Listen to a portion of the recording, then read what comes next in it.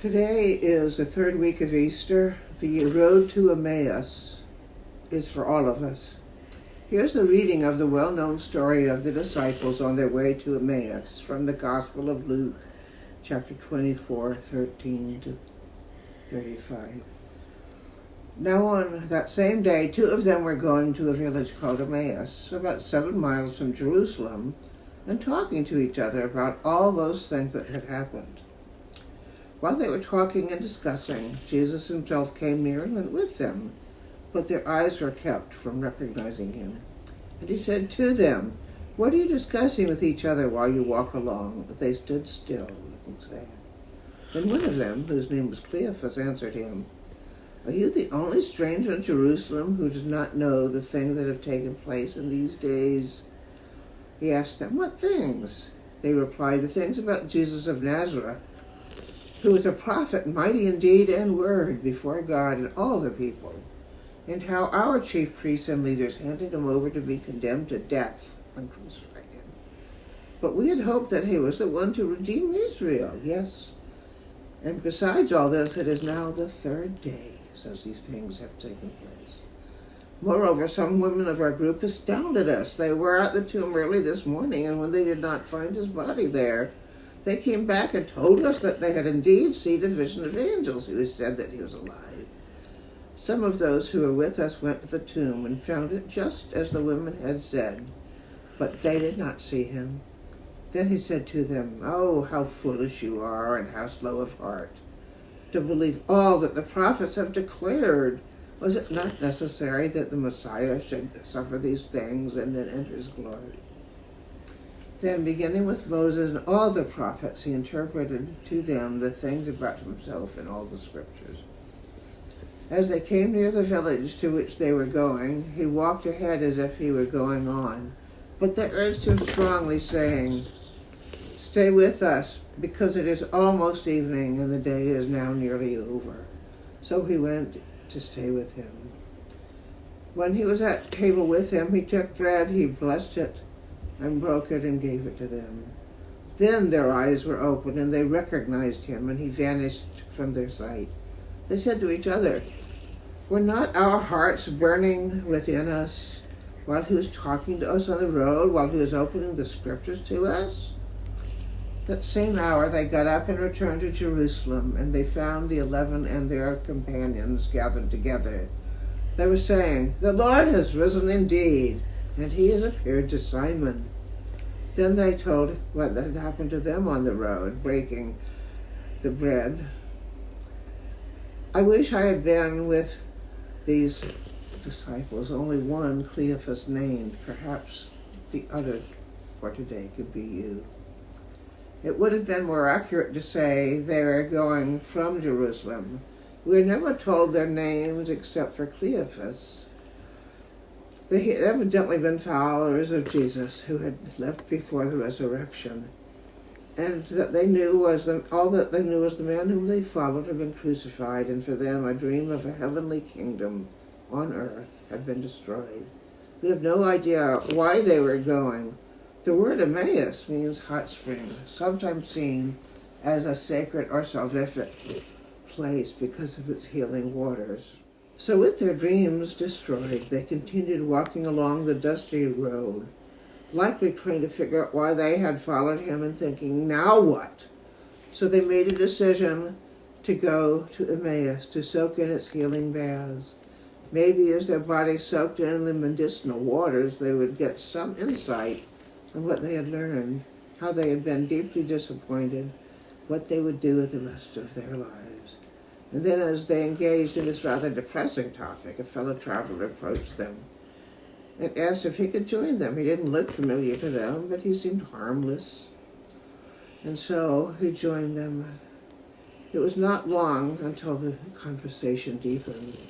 They told the yet unnamed stranger all that they had heard about Jesus' death and the empty tomb and the proclamation of the angels that Jesus was alive. Then the conversation shifted to the stranger, and he repeated the lines from the prophets. "Oh, how foolish you are, and how slow of heart to believe all that the prophets have declared. Was it not necessary that the Messiah should suffer those things and then enter into his glory? Then, beginning with Moses and all the prophets, he interpreted to them the things about himself in all the scriptures. The conversation must have continued all the way to Emmaus. As they neared the town, they knew it was time for needed rest and refreshment. Then, as the night grew on, tired, thirsty, and hungry, Emmaus finally came into sight. As they came near the village to which they were going, he walked ahead as if he were going on. But they urged him strongly, saying, "Stay with us, because it's almost evening and the day is nearly over." So he went in to stay with them. When he was at the table with them, he took bread, blessed it, and broke it, and gave it to them. Then their eyes were opened, and they recognized him, and he vanished from their sight. After a good night's sleep, refreshed, they hurried back to Jerusalem to tell the 11 the good news. Then they just sort of drop off the pages of scriptures. We must leave it to our imagination to picture how their story ends. As I was pondering how to end this, I kept going back to a picture that I had been saving for some future occasion. It fascinated me, and I'm not really sure you can see what I do, or if you're wondering why Cinderella's sisters kept trying to jam their feet into obviously much larger stepsister's very small shoes. But I don't care. Just look at the picture and have your own musings.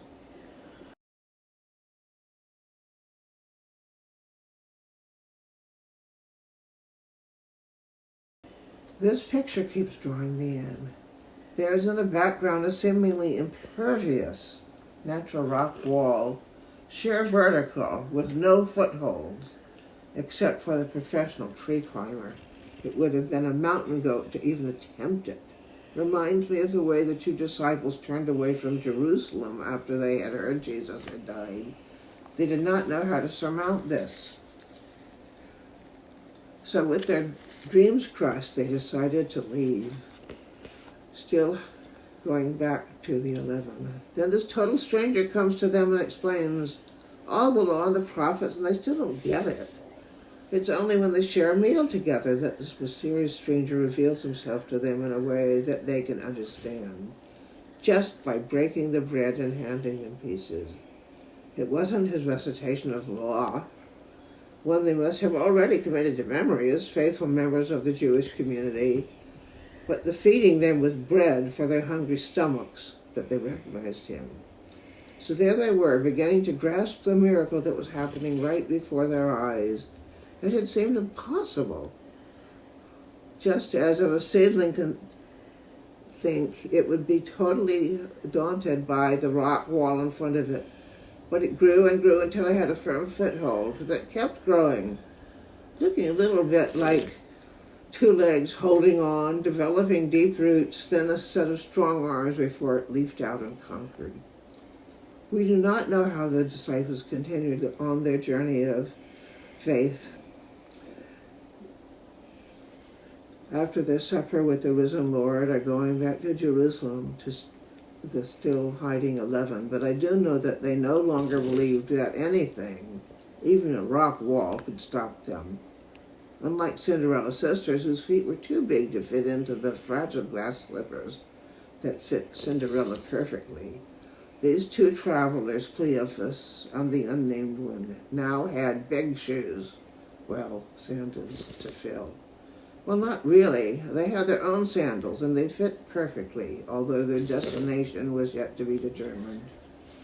But with a newfound faith in the risen one, they could find their way, then others would recognize them also, not in the stories of the road or scriptural passages, but when they also broke the bread and fed them first.